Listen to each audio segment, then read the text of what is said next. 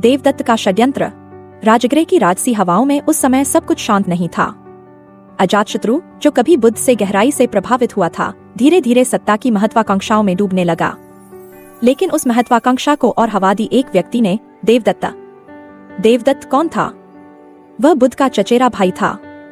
बुद्ध की तरह ही उसने भी संन्यास लिया, संघ में प्रवेश किया, लेकिन भीतर से उसके मन में ईर्ष्या और प्रतिस्पर्धा पल रही थी। जहां बुद्ध करुणा और धैर्य के प्रतीक थे, वहीं देवदत्त के हृदय में मान सम्मान और सत्ता की भूख पड़ रही थी। एक दिन राजगृह में अजातशत्रु और देवदत्त गुप्त वार्ता कर रहे थे।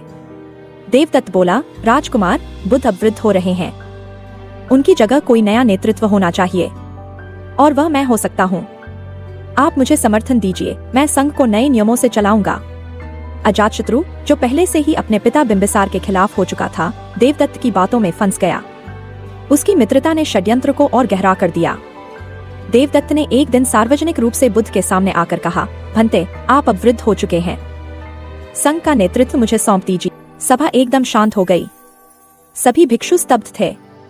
बुद्ध ने बहुत शांत स्वर में उत्तर दिया, देवदत्त, संघ किसी व्यक्ति की महत्वाकांक्षा से नहीं चलता।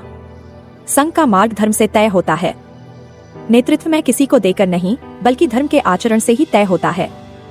देवदत्त का चेहरा लाल पड़ गया। उसे लगा जैसे सबके सामने उसकी अपमान हुआ हो। उसी क्षण उसके भीतर का विष बाहर आ गया। देवदत्त ने बुद्ध के विरोध में 5 कठोर नियम रखे। भिक्षु सदा जंगल में रहें, केवल भिक्षाटन करें, पेड़ के नीचे ही सोए, हमेशा शाकाहारी रहें और कभी घर से भोजन न लें। उसने दावा किया कि यही सच्चा धर्म है। लेकिन बुद्ध ने इन नियमों को वैकल्पिक बताया। मजबूरी हो तो स्वीकार्य है, लेकिन किसी पर जबरन नहीं थोपा जा सकता। देवदत्त ने इसे अपना मौका समझा। उसने कुछ भिक्षुओं को बहकाया और संघ में फूट डाल दी। बहुत से भिक्षु द्वंद्व में पड़ गए। कुछ भोले भिक्षु देवदत्त के कठोर नियमों को ही सच्चा धर्म मान बैठे और उसके साथ चले गए।